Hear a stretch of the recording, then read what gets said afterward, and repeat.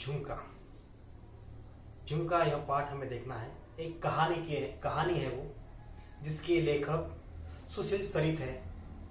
सुशील सरित जी आधुनिक कथाकार है और कहानियां निबंध विविध पत्र पत्रिकाओं में प्राय छपते रहते हैं उनके। अब ये जो है ये वर्णनात्मक कहानी है। जीवन की किसी घटना का रोचक प्रवाही वर्णन कहानी है। कहानी किसे कहते हैं वो बताया है कि जीवन जो रहता है कि उसका अगर किसी रोचक घटना होगी या प्रवाही वर्णन जब हम करते तो वो कहानी कहलाती है। प्रस्तुत कहानी के माध्यम से लेखक ने प्रच्छन्न रूप में परोपकार, दया एवं अन्य मानवीय गुणों को दर्शाते हुए उन्हें अपनाने का संदेश दिया है। तो आइए हम आज देखेंगे झुमका। कांति ने घर का कोना कोना ढूंढ मारा। हर एक कोना जो है वो कांति ने ढूंढ मारा। थोड़ी फ्लैशबैक कहानी है। एक एक अलमारी के नीचे कहाँ ढूंढा देखिए अभी। एक एक अलमारी के नीचे बिछे कागज तक उलटकर देख लिए। बिस्तर हटाकर दो दो बार झाड़ डाला, लेकिन झुमका न मिला था। झुमका मिलना न था। यह तो गनीमत थी कि सर्वेश को झुमके के बारे में पता ही नहीं था। गनीमत मतलब क्या? गनीमत मतलब संकट में संतुष्टि बात, मतलब गनीमत। राहत की बात थी यह कि उनके जो पति थे उन्हें इसके बारे में पता नहीं था,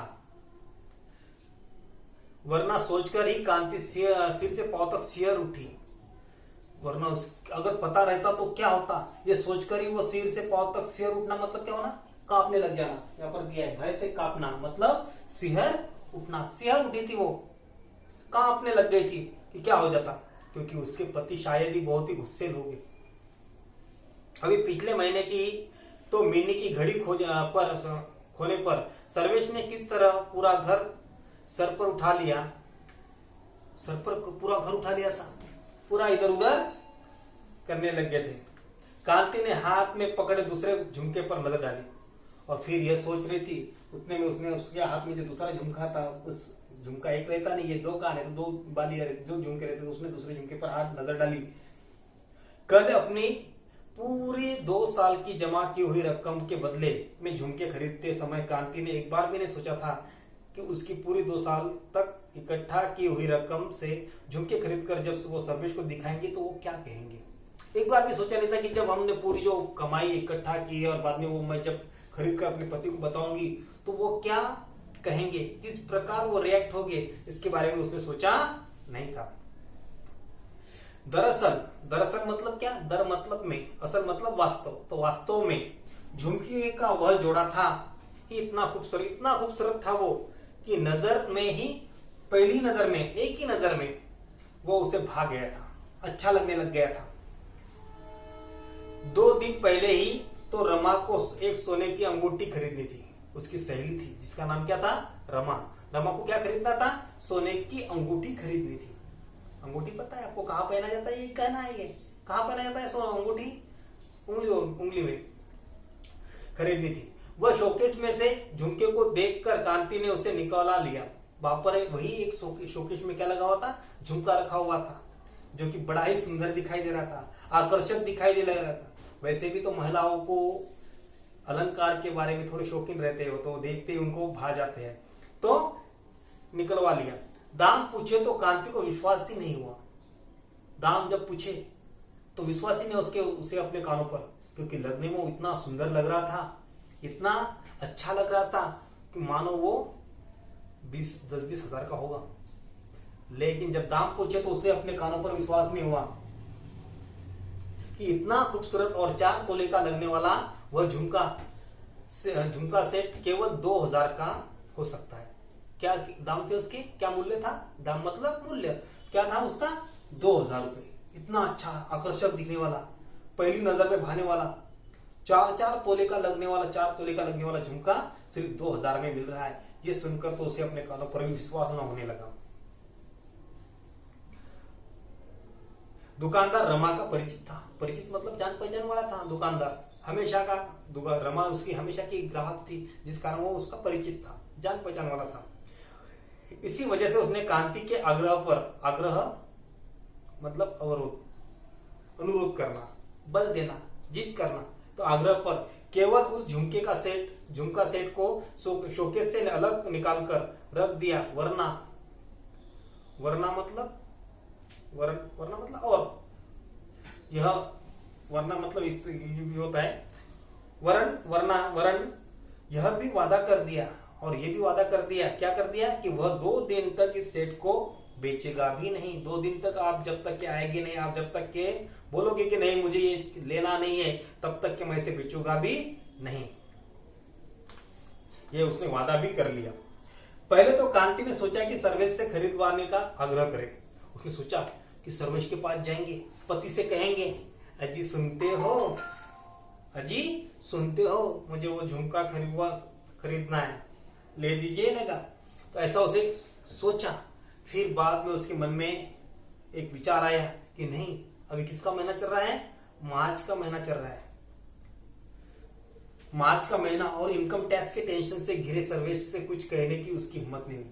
मार्च का महीना था, इनकम टैक्स का टेंशन था। इनकम टैक्स पता है आपको, जो आप कमाते हो, जो आपकी आय है, उस पर आपको रिटर्न भरना या पैसे भरना पड़ते हैं, टैक्स भरना पड़ता है। तो उसका वो पूरा टेंशन था, त्रस्त थे वो उससे। इस कारण अपने पति से उसकी बात करने की हिम्मत नहीं, साहस नहीं हुआ, हिम्मत। अपनी सारी जमा पूंजी इकट्ठा कर वह दूसरे ही दिन जाकर वह सेट खरीद ले। पूरी जमा पूंजी जो थी उसके पास, निकलते ना जब खर्चे में से इधर उधर से जमा करके इकट्ठा रहते हैं महिलाओं के पास, तो वो पूरी ली और दूसरे ही दिन वह गई। किस लिए? वो झुमके का सेट खरीदने के लिए। अगले हफ्ते अपनी मैरिज एनिवर्सरी की पार्टी में पहनेगी, तभी सर्वेश को बताएंगे। उसने सोचा कि जब अगले हफ्ते अपनी मैरिज एनिवर्सरी आने वाली है, वर्षगांठ आने वाली, शादी की सालगिरह आने वाली है, तो उस दिन मैं इसे पहनूंगी पार्टी में, और फिर सर्वेश के कहूंगी कि देखो सरप्राइज मैंने ये लाया था।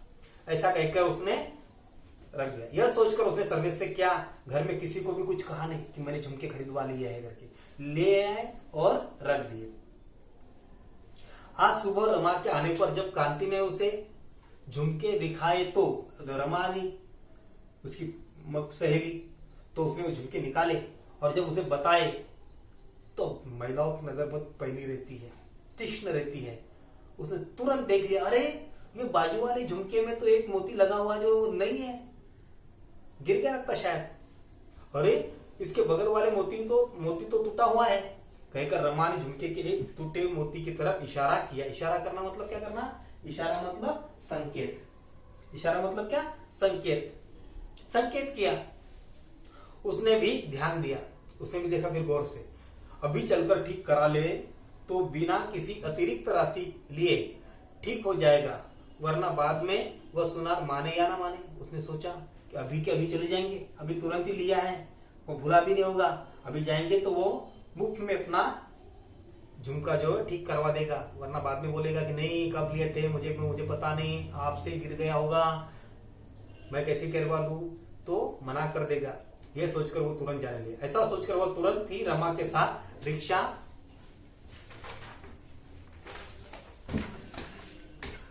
करके सुनार के यहाँ चली गई। और सुनार ने भी, अरे बहन जी यह तो मामूली सी बात है। सुनार लोग बनियान जो रहते या जो भी दुकानदार रहते हैं वो बड़े ही मधुर भाषी रहते हैं। मुंह पर शक्कर, जबुआ पर शक्कर रहती है, सिर पर बर्फ रहता है, तभी तो दुकानदारी चलती है ना। तो वो भी कहने लगा, अरे बहन जी यह तो मामूली सी बात है, अभी ठीक हुई जाते हैं, अभी ठीक करवा देता हूं। कहकर आधे घंटे में ही झुमका न केवल ठीक करके दे दिया आगे, और बाद में आश्वस्त कर दिया, तसल्ली दी, धीरज दिया। क्या दिया धीरज? आगे भी कोई छोटी मोटी खराबी अगर हो जाए तो निसंकोच मतलब क्या? बेझिझक, बिना किसी संकोच के, संदेह के, शक के आप आ जाइएगा, अपनी ही दुकान समझकर आ जाइएगा, ये दुकान आपकी ही है, आपकी समझकर आ जाइएगा। कहकर उसे तसल्ली दी। घर आकर कांति ने झुमके का पैकेट मेज पर रख दिया। मेज, टेबल आपको मेज पता है, मेज पर रख दिया और घर के कामकाज में लग गई। अब देखिए यहां पर एक वाक्य सीधी सीधी दिया है कि घर आकर कांति ने झुमके का पैकेट मेज पर रख दिया। अब यहां सब समझ, जब हम वाक्य पढ़ते हैं या कुछ पढ़ते तो उसमें कुछ अलग अलग व्याकरण का तो और भी देखना चाहिए।